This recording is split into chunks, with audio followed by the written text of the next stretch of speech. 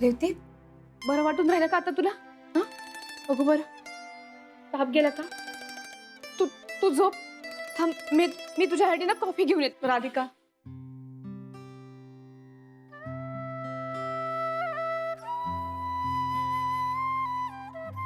रेवती, किती दिवसांनी आपण हाक मारलीस ग.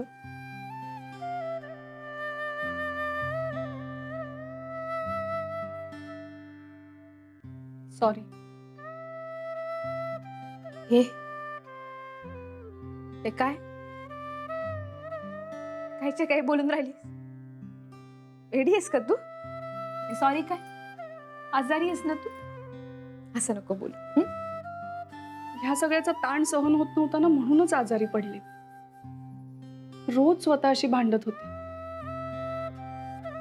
मला कळत होतं तुझ्याशी न बोलून तुझ्यावर अन्याय करतेय मी.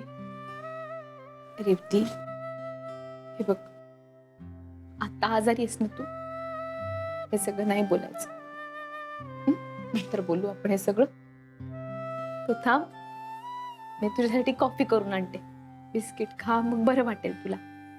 मग आपण डॉक्टरांकडे जाऊन येऊया. बरं नाहीये ना? असं नाही बोलायचं. हे सगळं बोलायला अख्खं आयुष्य पडलं. कशी ग तू? कसं सगळं सहन करतेस तू? माझ्यामुळे तुला किती मनस्ताप झाला. खरी अशी प्रेमाने कशी वागू शकतेस? कारण तू माझी मैत्रीण आहेस ना. माझी सगळ्यात जवळची मैत्रीण. आपण एखाद्याला आपलं मानलं ना रेवती, का त्याच्या गुणदोषांसकट आपण त्याला स्वीकारायचं असतं. मी तुला स्वीकारलंय, आणि रागवण्यातही हक्क असतोच ना. माझा तुझ्यावर, तुझा माझ्यावरती हक्क आहे. म्हणून रागवलीस तू. रेवती, आधी शांत हो. बर, शांत हो. रडायचं नाही. मला हे खूप दिवसापासून असंच वाटत होतं. कसं समजावू तुला, काही कळतच नव्हतं बघ. पण झालं, आता मनातलं किलमिश दूर झालंय. थँक्यू. थँक्यू. तुला माहितीये ना, ते सॉरी थँक्यू म्हटलेलं मला आवडत नाही म्हणून. मैत्रीत कसलं आलंय सॉरी थँक्यू? हा, अगं हो, पण तरी सुद्धा तुला जेव्हा मदतीची गरज होती तेव्हा मी नव्हते ना तुझ्या बरोबर. त्या कुणाल बद्दल कळून सुद्धा मी तुला काहीच सांगितलं नाही. कुणाल? कोण कुणाल? म्हणजे तुला कुणाल बद्दल काहीच माहित नाही? नाही ना. कोण आहेत ते? आनंदनी तुला काहीच सांगितलं नाही कुणाल बद्दल? म्हणजे आनंद भाऊजींच्या ओळखीचे आहेत का ते? नाही, मला तर काही माहिती नाही. अगं हल्लीच कुणाल नावाचा एक नवीन असिस्टंट जॉईन झालाय मला.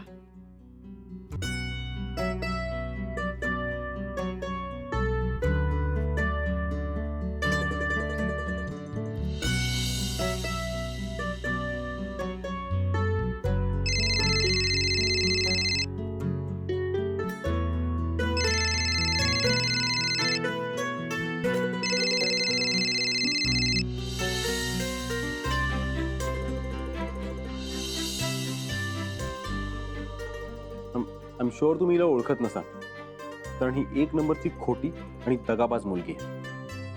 ऍक्च्युली मी ज्या शनायाला ओळखते ती सुद्धा हीच आहे. मॅम, ती खूप डेंजरस मुलगी आहे. तुम्ही हिच्यापासून लांब राहा, आणि तुमची मैत्री असेल तर ती आत्ताच्या आत्ता तोडा प्लीज.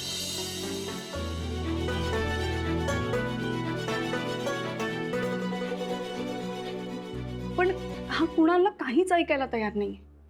त्याला समजावणं खूप कठीण आहे. पण मला काय वाटतं की त्याच्याशी शांतपणे बोललं ना तर तो कदाचित ऐकेल. तू बोलशील का त्याच्याशी? मी? अगं नाही करे होती, मी तर त्यांना ओळखत पण नाही. असंच कसं बोलू? अनेकदा नाही म्हणालेत ना ते. मग काहून आपल्याला ते मदत करतील? अगं करेल तो मदत. कसं आहे की आम्ही त्याला काही सांगणं आणि तू स्वतः गुरुबद्दल आणि तुझ्याबद्दल सांगणं यात फरक आहे ना. ती पण हा सगळा आपल्या घरातला मामला असं तिसऱ्याच माणसासमोर बोलायचा बरं दिसेल का ते? पण ते गरज आहे ना आत्ता आपली. नाहीतर शनाया अशीच गुरुला लुबाडत राहील. असाही तिच्या वागण्याला काही धरबंद राहिलेला नाहीच आहे. हे बघ, गुरुवर ती वेळ यायला नको जी कुणालवरती आली. हीच वेळ आहे राधिका. गुरु जर तुला परत हवा असेल आणि गुरु समोर शनायाचं खरं रूप दाखवून द्यायचं असेल तर तुला कुणालशी बोलावंच लागेल. ह्या शनायामुळे तुला काय काय सहन करावं लागलंय आणि तुला किती संकटांना सामोरं जावं लागलंय हे आठव जरा. तुझ्या सुखी संसारात तिने विष कालवलंय. आता तिला परत तिसऱ्या कुणाचा तरी संसार नको मोडू देऊस. कारण हे असे लोक ना कधीच सुखी समाधानी नाही होऊ शकत.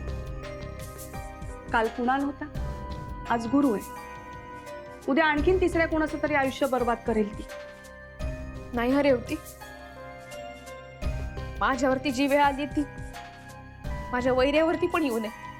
त्यासाठी तुला कुणालशी बोलावंच लागेल. काहीतरी मार्ग काढूया आपण यातून.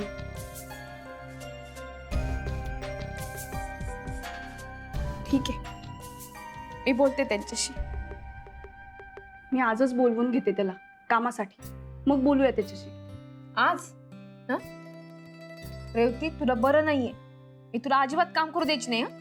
तुला जोपर्यंत बरं वाटत नाही तोपर्यंत ऑफिसचं काम करायचं नाही. अगं पण ऑफिसचं नाही, तुझं तसं केलं ना तर मी नानाजींना सांगेन ना, आणि मग ते पोरांना जसं ओरडतात तसंच तुलाही ओरडतील. चालेल का? नको, त्यापेक्षा मी तुझंच ऐक. आता आराम कर, तुझ्यासाठी कॉफी घेऊन येते.